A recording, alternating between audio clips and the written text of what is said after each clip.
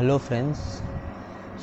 आज मैं इसी बुक का जो कि मैंने आपको लास्ट टाइम दिखाया था उसी बुक का 15 नंबर चैप्टर जो कि है सेल्फ पिटी, वो मैं आज पढ़ूंगा। Here I go. Self pity.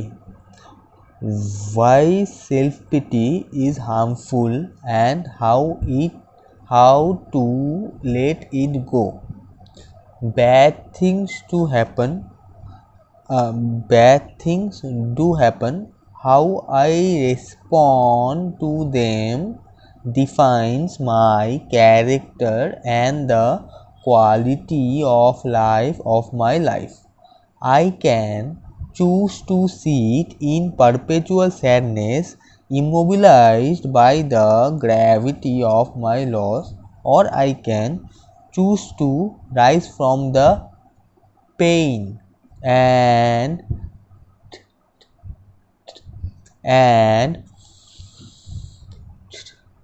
treasure the most precious gift I have, that is life itself. Walter Anderson. Some of us experience more adversity and painful events in our lives than others. We wonder why our difficulties don't happen to the bad people out there instead of us. Why those so-called bad people are speaking fluently and why many of the good people are stammering. Unfortunately, life is not fair. Awful things do happen. Dreadful circumstances or tragedies will affect most of our lives at some point. It is okay to cry and feel sorry for yourself and your circumstances, mop around or get angry, but at some point of time you must shake it off.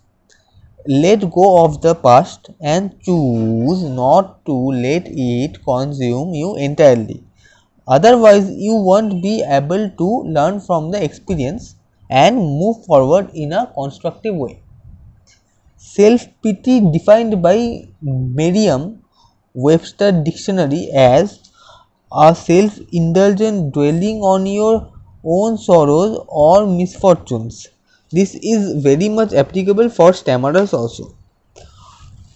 When we fall into depression of self-pity, we allow it to take control of our lives. We become completely self-absorbed.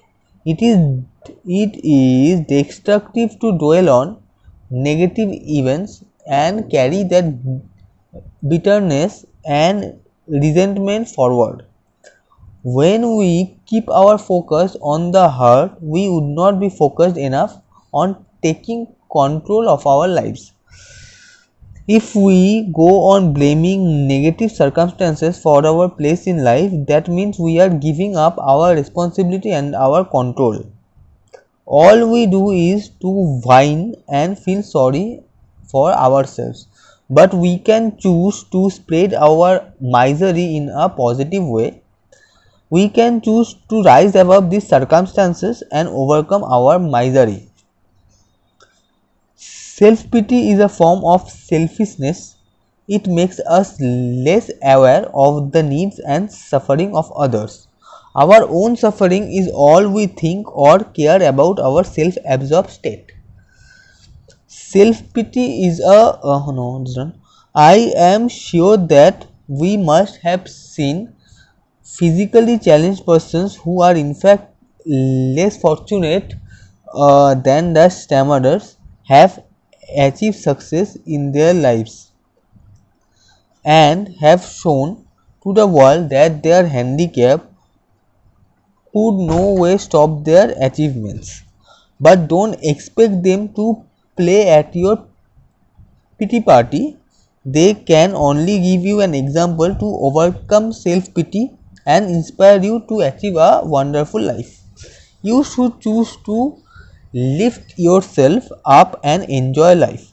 You yourself should take charge of your own happiness. It is your personal responsibility, and no one can play your role for you.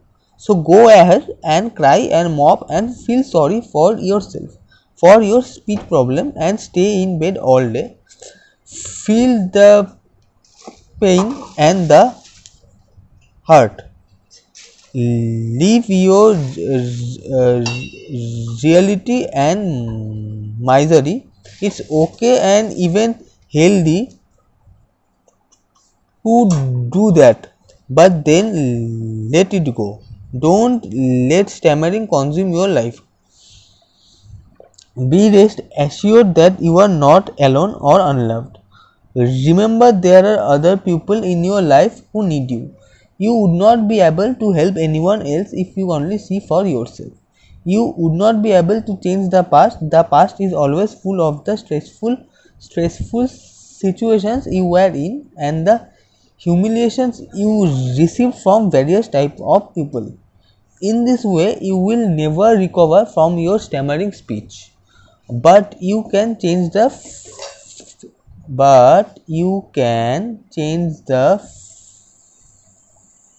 future. You can overcome your stammering and become a normal speaker. Don't ever allow stammering to ruin your life.